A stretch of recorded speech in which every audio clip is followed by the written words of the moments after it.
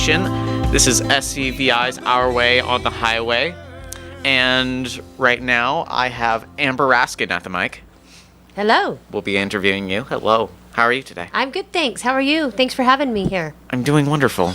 Wait, what was the rest of what you said? I'm sorry. I said thank you for having me here. Oh, yeah. It's good to be back home because I just got back late last night from Washington, D.C. I've been there 4 times this year and one more to go. And I love going there, but I also love coming home. That's good. That's good. What were you doing in D.C.? I was there for the National Charter School Conference. Oh, cool. Mm-hmm. Cool. And cool. while we were there, we got to do we met with lots of people, lots of charter school people from around the country, in other states, and also policymakers. We got, once again, to meet with Betsy DeVos. It was very fun. Cool. And she spoke at our convention and gave a lot of good inspiration regarding school choice. That's awesome. Mm-hmm. That's awesome. So, SCVi is the only school in Santa Clarita that offers IB. So can you tell us about IB, or what IB is, and why SCVi chose? I love to talk about IB, and I could talk about it all day long. Feel free. My daughter just graduated last Friday, and she took IB classes. She was honored at graduation along with many other kids who also took IB classes. It was developed. The International Baccalaureate program was developed by diplomats. American and British diplomats started because they were moving around the world a lot, usually for the military or for the government, and they wanted a consistent education for their own students. So it began for high school age to have a common framework for curriculum. It's not actually a curriculum; it's a framework, and matching agreed upon standards for what would get them into college and do well in life. And it grew from there, many, many years ago. It grew from there and became something that is offered from age 4 through 19. And when we originally started SCVi, our whole focus was going to be IB. And this was before we even wrote the charter, actually. And then we decided when we were moving forward that we really also liked project-based learning. And they weren't, IB and project-based learning, at least IB in 11th and 12th grade in project-based learning, weren't exactly a match at the time. So we took it out of the charter and didn't commit to it in our charter petition, but we did have the verbal and agreed upon intent to check it out. And you cannot become an IB school, especially in the diploma program, which is what we offer, without already being up to speed on the curriculum. So it's a multi-year process to become authorized to be an IB school. And we decided after we got older kids to go ahead and do that because the parents, although we were still concerned about project-based learning and IB because they were both great programs, but not always easy to do the IB diploma through projects. And so we decided to go ahead anyways because unlike AP, IB goes much deeper. It's more about breadth rather than more about depth rather than breadth, and it's very much intended by diplomats around the world and created by diplomats around the world to create well-rounded thinkers. So so we went ahead because of parent demand to become an IB school. And as I said, it took several years. And then when we got authorized, we did find it a little challenging still to do the projects. We do still incorporate projects, and we do, but they do also take the exams and do well on the exams. What was interesting, an interesting shift happened because we have this amazing person on our staff, Dr. Angie, we call her. I said to her years ago, before my daughter was even in high school, when we were embarking on the beginning of becoming an IB school, and I said, please don't make kids like my daughter choose between projects and IB, because they're both amazing. I really want her to have both. So that was a big charge to give Angie. And sure enough, now, Angie Dr. Angie, is flown at the cost of IB to The Hague several times a year to be on a planning committee to help them change their assessments from tests to portfolios, or at least offer that as a second track. So what we have done is, and what we always do at SCVi, is be the change we want to see. So now IB has decided, along with MIT, to do a study on us, on SCVi, for about how we do social emotional learning, because we do that so well, to learn about compassion and how we teach and infuse compassion into our curriculum, and that's all about our inclusive environment, and how we maintain the rigor. So together we're forging this new path, which is very much a trend in education, which is something that happens quite often with us, and we're very proud to be in this position. We have set out to be an innovative environment. That's what we want. We want to be disruptors. We want to change things. We want to try new things. And thank goodness the Heart District is so gracious that they give us the latitude to try things, because not everything works. And so we try things, and we continue with the things that do work, and the things that don't work, we reflect, we change, or we abandon. And so with this new way, we're seeing, like I was saying, with many trends in education. When we first opened 10 years ago, we're coming up on our 10th year. When we first opened, you didn't hear things like project-based learning much. Now, it's been in education for many, many years, but you didn't hear it very often, and we would talk about it in groups of people, and people would look at us with a blank stare. Now, project-based learning in PBL is like, everyone's talking about that. So then it shifted to, one of the buzzwords shifted to deeper learning. And so of course that's project-based learning is in the umbrella of deeper learning, and so is IB. And now what we realized when we first began, because other schools were doing project-based learning, is that we needed to infuse something special to our flavor of project-based learning. And what we've done is to infuse the social-emotional learning into the project-based learning. And so now we're seeing that trend in education. So we're constantly looking for new trends that we're either developing ourselves or catching on to as early adopters. And then when it gets into mainstream education, we're thrilled. We're thrilled we can make that difference. And then we're looking for the next new frontier. That's what our goal and our environment and our culture is about. So what's the difference from a curriculum and I think you said platform? I said framework, but that's a really good question. So that's a very, very good question. So a curriculum is something, most of the time it's scripted. And I remember my background was in education. I'm more the nuts and bolts person. And Dawn Evenson, my partner and co-founder, talks about the education more. But now that I've been in education 10 years, I can speak to that. A framework tells you these are the parameters of what you need to learn, what you need to do. And a curriculum is more scripted. This is what you will teach. This is what you will do. It's more of a to-do list and more of a checklist. Yeah. That's my understanding of the difference. And the framework is, and at SCVi, our teachers create all their own curriculum. That's much harder. It's much harder for our teachers to do. We have amazing teachers because they create everything. Now, it's not for the faint of heart. It's a harder job, but it is so much richer, because the real magic about what we do at our school is that the teachers are learning new material all the time right alongside the students. That keeps the engagement up with the teachers and the students. Okay, so does the curriculum change every year, or does it change with the teachers? Or? Well, that's a really good question as well. So there's the state standards. The kids need to learn the state standards. So that's where the students start, is they look at the state standards and they say, okay, here's where I think I want to go. But yeah, it shifts because they shift with the kids. We're all about catching the wind of the students' curiosity. So what they want to do is cover the state standards, but follow the kids while they're doing it.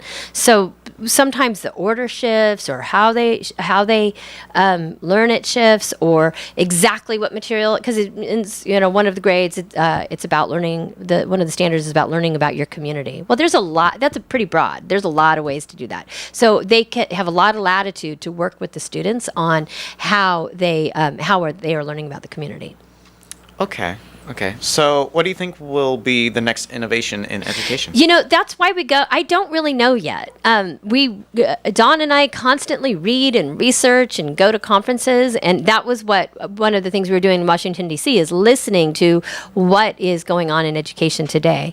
And so we're open to whatever that is. I'm hearing a lot about, and we'll see if this comes true, but I'm hearing a lot about artificial intelligence. So in the past few years, they've been saying, they've been talking about students and kids as being mobile first, that they look at a small screen versus a big screen, and their whole orientation is mobile first. And I'm hearing something about AI first is the next thing there, that artificial intelligence is what, and like Alexa and things like that are going to be the next new thing in technology, which will probably also bleed over to education.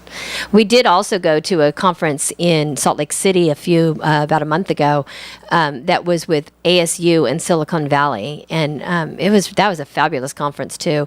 We had it was all the innovators in Silicon Valley. There was about 4,000 people there and only 400 educators. So we were a part of a small group of people that got to pitch and be pitched to about different educational trends and technologies. And we got to hear Sai from Finland, who wrote Finnish Lessons, speak, and Betsy DeVos was at that one too. And we've been able to attend a lot of amazing things, hearing about possibilities. Cool. Well, this one's kind of a silly question, but it kind of came to mind. Well, not really silly, but it has kind of a thing by it. Anyway, do you kind of have a whole record of kind of test scores and things, kind of like an SCVi Batcave on statistics? Well, we're constantly developing that because there's the publicly available data, but there's so much more than that. And one of the things that we're happy to be part of shaping the future on is that test scores and those publicly those standardized tests there's so much more to a student than a standardized test, and we were part of I like to think we were part of shaping that change. I mean, there was a couple of times where I spoke to committees in Sacramento, politicians, and said, I see a lot need for many alternate measures, and by no means am I taking credit for causing that change, but I like to think I was part of the solution. And what you'll see coming out soon, and it's already started to be published, is a dashboard. California now has a dashboard, and what it's doing is putting those standardized tests in perspective. So standardized tests are certainly one measure and an important thing to look at for how kids do, but there's so much more to looking at whether a school or a student is successful. And that's the solution we want to be part of, is what do we look at? What do we measure? So we are developing our own software, and we partnered with somebody who has a learning management system, a new one, and she is developing all kinds of things to measure, including things like grit, and we have our social-emotional learner outcomes. So on our report cards, we have not only how kids are doing academically, but also social-emotionally. And we have we put that as part of our ILPs. We put in our which is our individualized learning plans. We have students a couple times a year set their own goals, and then they measure their progress towards those goals with their teacher and their parent, because we feel that that's where it's all about. That's where it's at, is teaching kids to learn and reflect on their own learning, their own goals now, so that when they're adults, it's just second nature. That's a really good idea, actually. Yeah, thanks. I like it. No problem, Curtsy. Anyway, so you said emotional goals are very important to SCVi. Can you tell me more about that? Social-emotional goals. So that's collaboration. That's being proactive. One of the things we teach is we infuse a lot of things to teach kids and staff about the social emotional side. And the reason that we think that's so important is because what we hear time and time again from businesses and industry is that they're not getting graduates that are critical thinkers and problem solvers. And we think that that's because the way that schools have been set up for 50 to 100 years have been really all about being compliant. And so what that creates is a culture of, and a society, which we have now, of people saying, "I'll just tell me what to do." And what we need is people who will walk in and say, I see this problem. I don't know if this will work, but I'll try this. Maybe I can help here. This is where I think I can contribute. And so as an employer, I am an employer, and I have been since I was in my 20s. I've never ever fired somebody for technical skills because they can get trained on that. And businesses are telling us that they'll train the technical skills. What we need are people with the right soft skills, which are the social emotional skills. We need people who know how to get along with others, who know how to be a leader, even if they don't have a position of leadership, but know how to guide and lead and look for what needs to happen and provide it. Who know how to be self-directed, who know how to have grit and persevere and reflect. And so that's why we add things like the 7 Habits of Highly Effective People. Our discipline strategy is we chose, there's a whole bunch of philosophies that are like our discipline, but the one we chose was Love and Logic because there's a lot of books for parents because it works beautifully when parents do that, use Love and Logic at home and they're also getting it at school. So we've weaved into the daily experience of the student and the parents a lot of different strategies and philosophies to assist in moving kids along that path. That's really cool. Thanks. All right, we're going to have to wrap it up here. So, Amber, thank you so much for being on. Thank you for having me. No problem. And anyway, this is SCVi's Our Way on the Highway, KHTS AM 1220, your hometown station. I'm Bristol Biggs. Have a wonderful day. Hi, welcome back. I'm Bristol Biggs, and we also have Amber Raskin here back. It's magic. Said goodbye, she's back. She never leaves. It's amazing. Anyway, this is KHTS AM 1220, your hometown station, and SCVi's Our Way on the Highway. We got a last about 9 minutes here, and I just like to thank our guests really quick. Just thank you, Amber Raskin, for being on here. My pleasure. It's really, My pleasure. Actually really fun being on here. I like radio. It's yeah. really fun. Even though I've been kind of alone and nervous. I mean, I've had you guys. I mean, I just don't have Nathan. It's all right. Yeah. But, well, thank you for coming in in the summer and no problem. And making this happen. School ends tomorrow, right? Yeah, it does. Yeah. It does. So, oh yeah, and I'd also like to thank Carl Goldman for being here too. Talking to him was really fun too. Carl's a good guy. He is. Grateful to Carl and Jerry for so many things.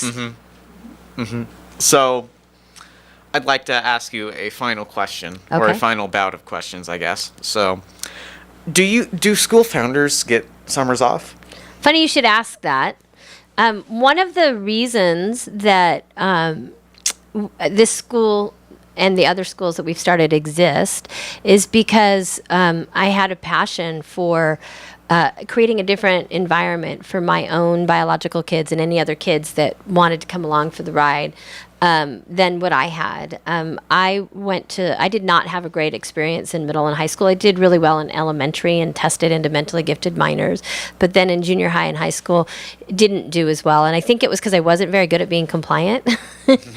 And then when I got into the television industry, which was kind of a fluke because my degree at Cal State Long Beach was in interior design, I found that what really mattered to me was making a difference. And that was what I was passionate about. So I decided to work in television because my goal had been to work with Oprah, and I haven't done that yet, although I have appeared on her show. And someday I know I'll reach that goal. But I don't I don't get summers off. And the reason is because I'm so passionate about what I do. So I probably could go take some time off and go away. And I do make sure I get some downtime. And the more mature our organizations get, the more I'm able to do that because we have more people to handle things. But I wanted to create an environment where kids could learn their passions. And certainly that is by having adults showing that they're very passionate about what they do. So anytime things start to slow down a bit, and they do a little in the summer, I take on a project for something I see there's a gap in and work on that. So I got a couple of projects this summer. I want to get an online spirit store going, which is school spirit, clothing, which is a lot harder than it sounds because it's really launching a whole business, a whole nother business inside our business. So it's much more complicated than it would seem. And so a few other things like that are on my list that I actually wrote down and put on my mirror today. These are the things I want to get done over the summer.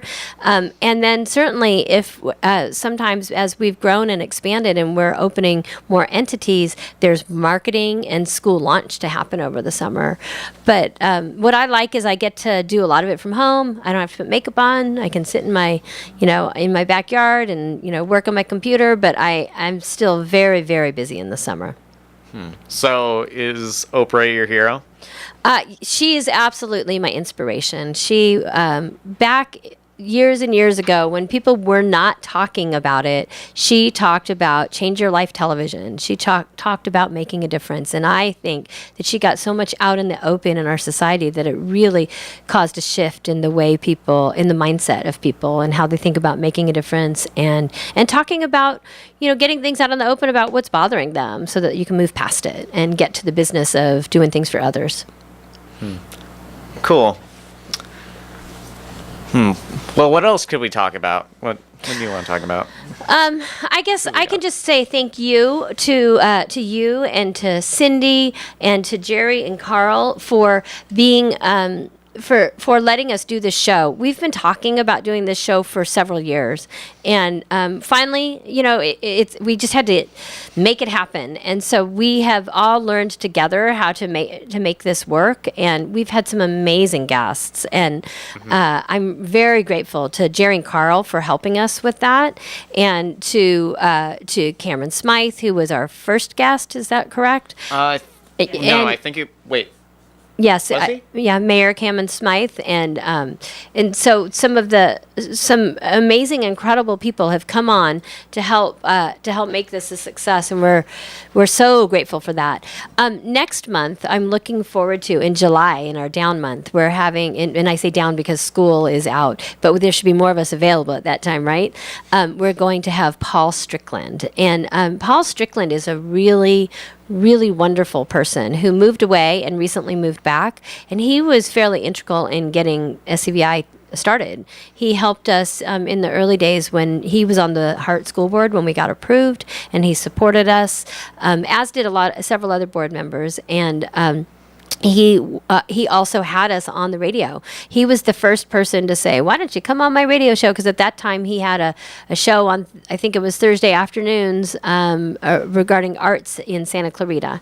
And arts matinee. I don't remember the name of it. He'll tell us next month. But it was great. It was a great show, and he is a great community supporter and a great supporter of school choice and SCVi. Cool. Well, I think I'd like to wrap it up here. Okay. If you don't mind. Great. Yeah. I'd like to thank you. I'd like to honestly thank everyone involved in this. Sarah Brown, the guy that I don't know around this desk. It's okay. It's fine. You, Amber. Thank you. Carl. It's been a really big experience for me. It's definitely a skill that I'll be able to use. And I guess I'll wrap it up here. I've been Bristol Biggs. This has been Amber Raskin. This is KHTS AM 1220, your hometown station, and SCVi is our way on the highway. Have a wonderful day. Thank you. Thank you so much. Thank you.